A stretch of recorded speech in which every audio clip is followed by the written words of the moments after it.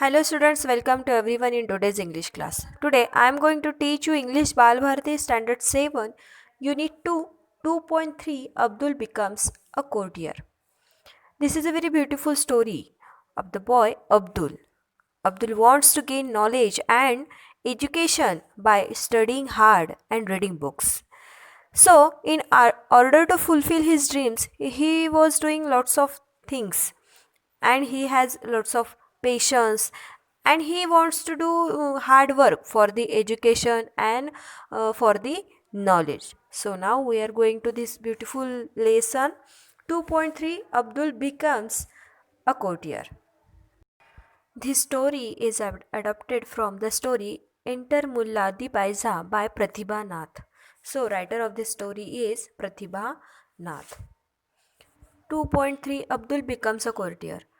Father, who is a school master, is getting ready to go to school. अब ये situation बताई गई है कि जो लड़के के पिताजी जो है वो एक स्कूल मास्टर है, टीचर है, तो वो स्कूल जाने के लिए रेडी हो चुके हैं.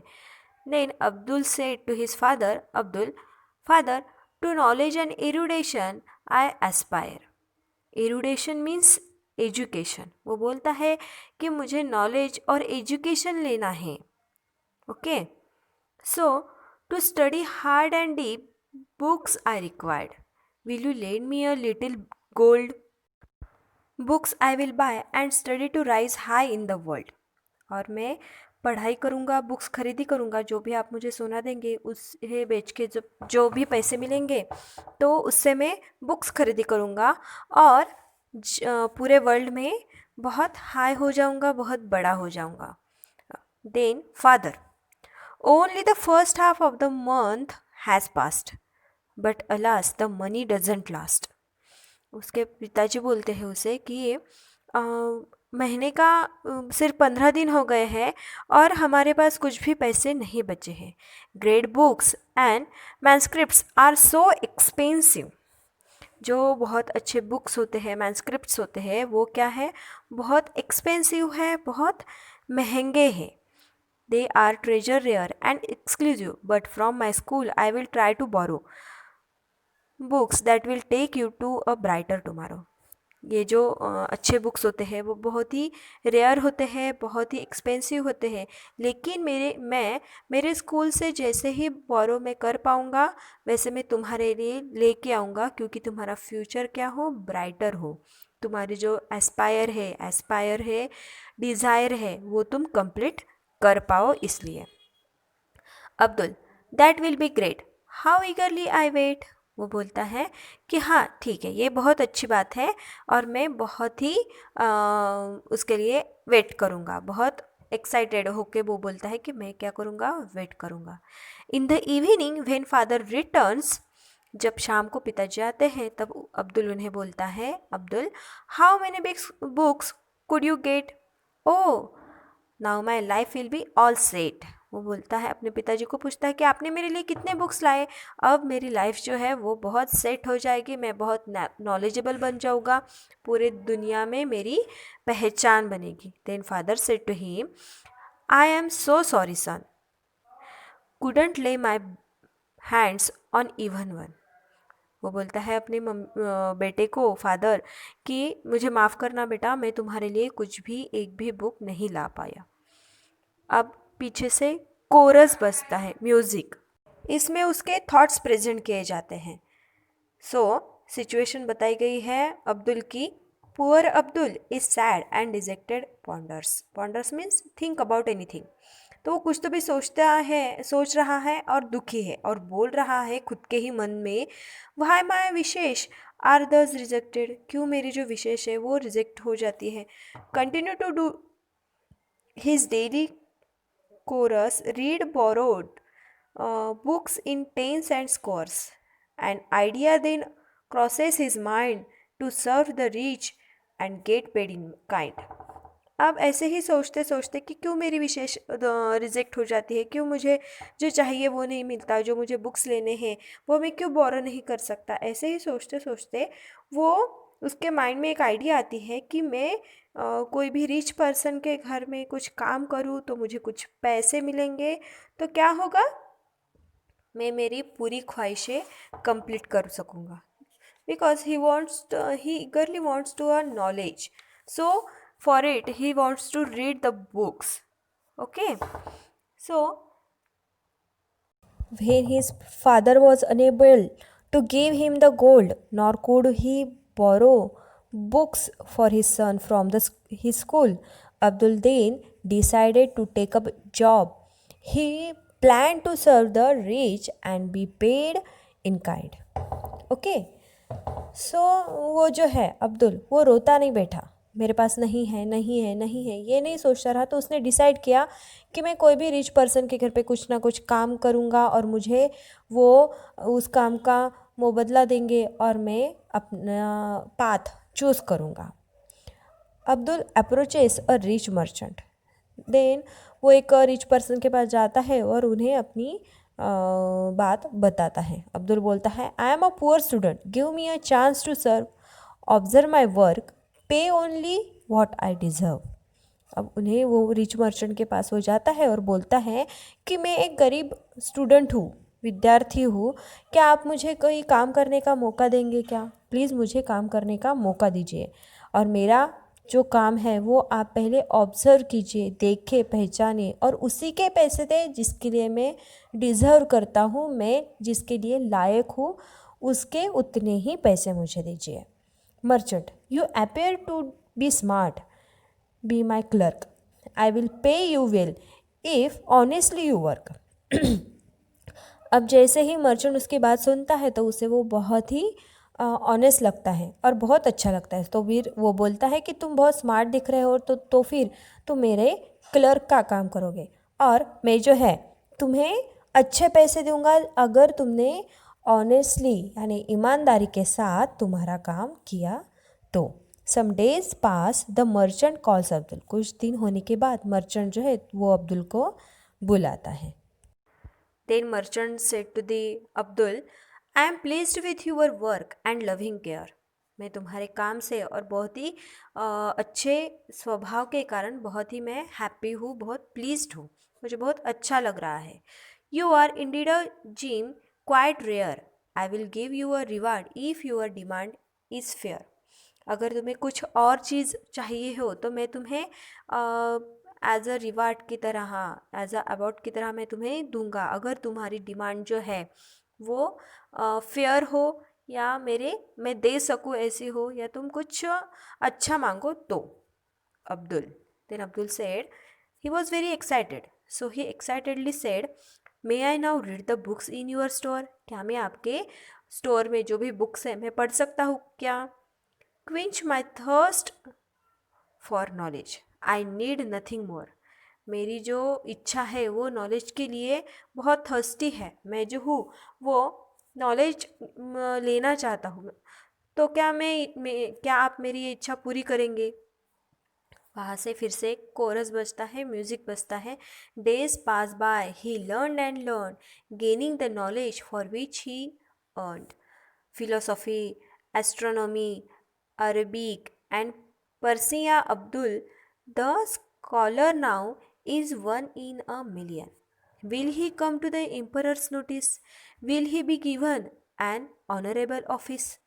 अब वो दिन गुजरते जाते हैं, वो बहुत पढ़ता है, नॉलेज गेन करता है, वो फिलोसॉफी पढ़ता है, एस्ट्रोनॉमी करता है, अरेबिक पढ़ता है और ऐसे ही पढ़ते पढ़ते वो एक स्कॉलर आदमी बन जाता है. अब बाद में will he come to emperor's notice, क्या इतना उसका नॉलेज बढ़ने के बाद वो राजा उसे नोटिस करेगा क्या? Will he be given an honourable office, क्या एम्पर उसे एक ऑनरेबल ऑफिस यानी एक अच्छा ऑफिस देंगे क्या? फ्रेंड, उसे फ्रेंड बोलते हैं फिर उसके साथ. News for you Abdul, the emperor has answered your prayer, the royal मुर्गी खाना is now under your care. उसके फ्रेंड्स उसे बताते हैं कि अब्दुल तुम्हारे लिए गुड न्यूज़ है, एम्परर ने तुम्हारे प्रेयर को आंसर दिया है कि तुम जो रॉयल मुर्गी खाना है यानी राजघराने का जो मुर्गी खाना है वो तुम्हारे अंडर में रहेगा, तुम उसे केयर करने के लिए तुम्हें वहाँ पे रखा गया है. अब्दुल, व्हाट, द मुर्गी खाना फॉर मी अ स्कॉलर, वो थोड़ा शॉक हो जाता है कि एक स्कॉलर पर्सन के लिए मुर्गी खाना उसके अंडर में दिया है। Intellectual sagacious astute made a poultry keeper. वो बोलता है कि क्या मुझे मैं इतना अच्छा हूँ तो मुझे कोई अच्छी वो देने की जगह, हाँ, पोल्ट्री फार्म क्यों देने दिया है। फिर आगे जाके बोलता है, never mind the chance I won't refuse, it is an opportunity I will put it to good use. तो वो बोलता है कि कोई माइंड नहीं करता, भले ही एक अच्छा इंटेलिजेंट होने के बजाय मुझे ये नहीं मिला है, लेकिन मैं ये चांस रिफ्यूज़ नहीं करूँगा। ये जो अपॉर्चुनिटी मुझे मिली है तो उसे मैं अच्छा ही करके दिखाऊंगा, उसमें मैं कुछ ना कुछ अच्छा ही करूँगा। देन फिर से कोरस बजता है, म्यूज़िक बजता है। Abdul work with conviction, zeal and passion. The hen were given a new kind of ration. The bird seemed to be in the pink of health, but nothing was paid from the emperor's wealth. अब अब्दुल इस तरीके से काम कर रहा था कि वहाँ के जो बर्ड है वो बहुत ही अच्छे दिखने लगे थे, हेल्दी हो गए थे, और एम्परर की वेल्थ की भी कुछ कम नहीं हो गई थी। यानी उनके लिए जो हैन है उनके लिए कोई एम्परर के वेल्थ में से कुछ भी पैसे नहीं मांगे जा रहे थे। फिर भी उनकी जो हेल्थ है हेन की, वो बहुत अच्छी बन गई थी, क्योंकि अब्दुल जो है वो बहुत ही हार्ट से, डीप ऑफ द हार्ट वो अपना काम कर रहा था। Emperor, how is that? Why are we spending so little on our hens? Have most of them died in the pens. अब जो अब्दुल जो है वो बहुत सारा काम करता है, बहुत ही पैशनेटिकली वो काम करता है, और बहुत अपनी जी जान लगाता है वो हेन को पालने में। तो एम्परर बहुत शॉक हो जाता है कि ये जो हैंस है वो कैसे हेल्दी हो गई है, कोई भी मर नहीं रहेगी, और इन हैंस पे हम कितना कम पैसे स्पेंड कर रहे हैं, वो तो पहले तो जल्दी ही मर जाती थी। तो फिर एम्परर को मिनिस्टर बताता है, no your majesty, they are alive and well. वो बोलता है, महाराज नहीं, वो सबके सब हैं, जिंदा है और बहुत अच्छे हैं। The secret of their health only Abdul can tell. इसका जो सीक्रेट है वो सिर्फ और सिर्फ कौन बता सकता है? तो अब्दुल बता सकता है। Then Abdul enters and bows before the emperor.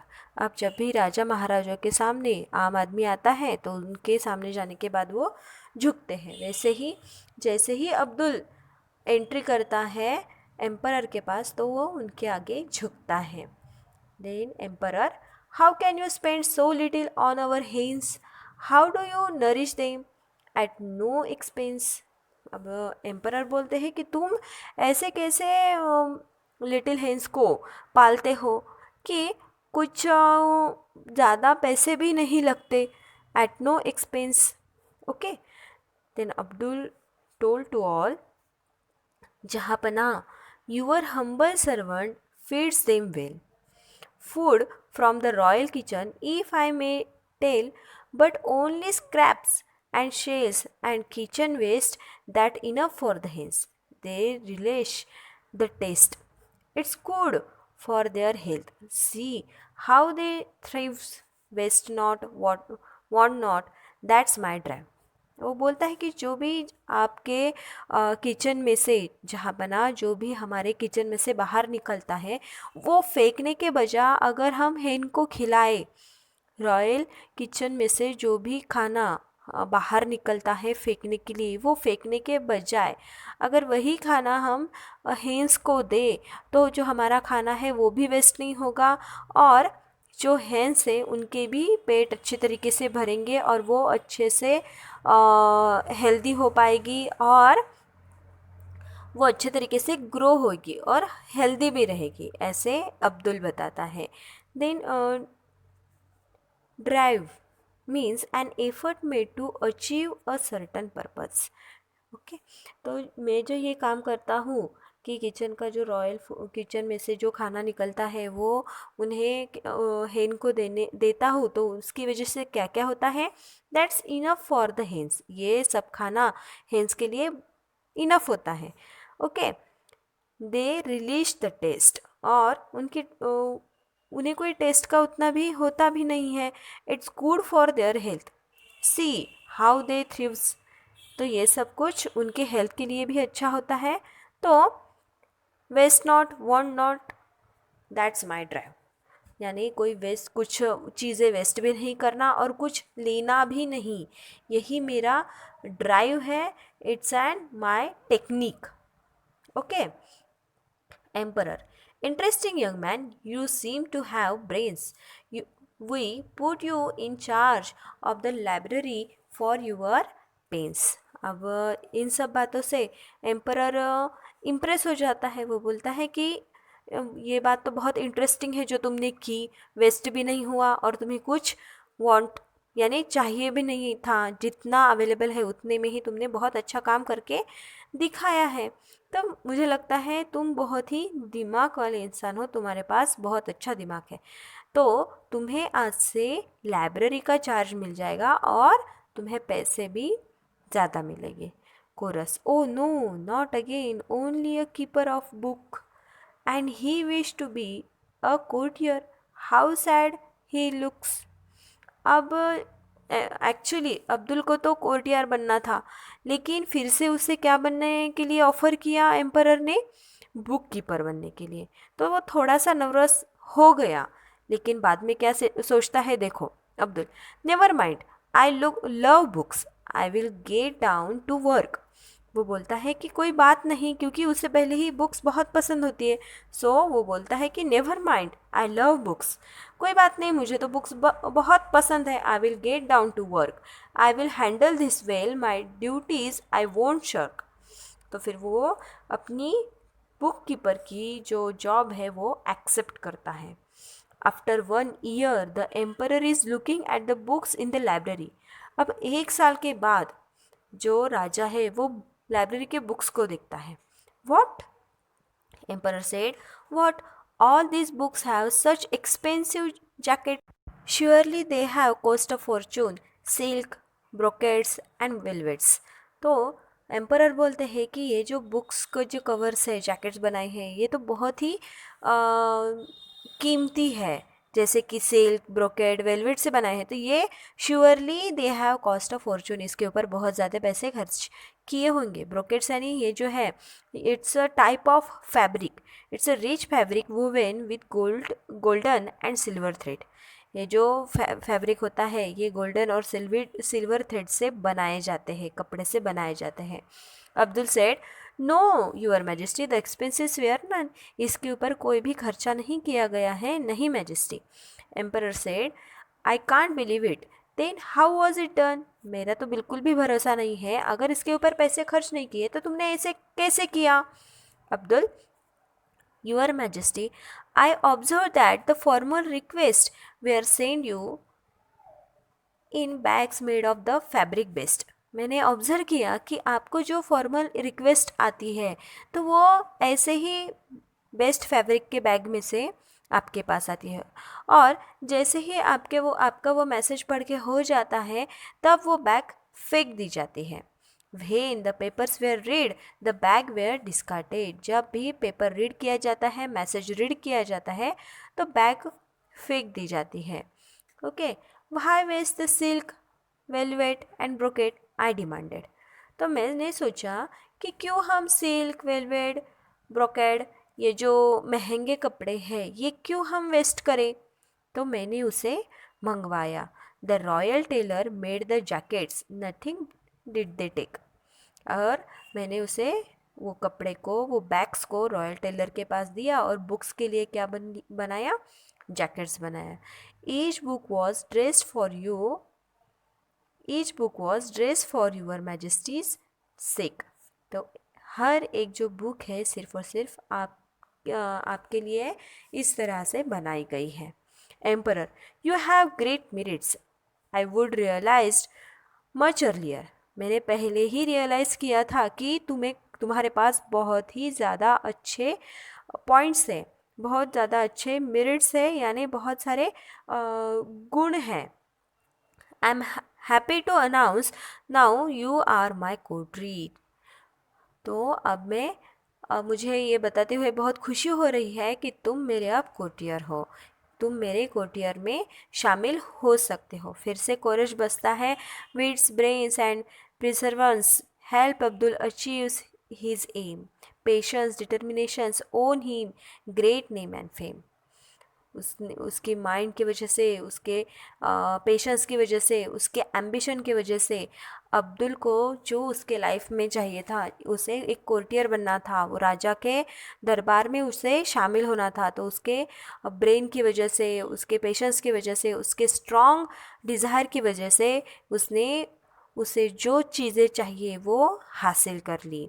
Patience determinations won him great name and fame. और इसी वजह से, जो उसके पास पैशन और डिटर्मिनेशन था, उसकी वजह से उसने अपना नेम भी कमाया और फेम भी कमाया। I hope you guys you understand this lesson, and if there is any problem then contact with me. Thank you to all of you.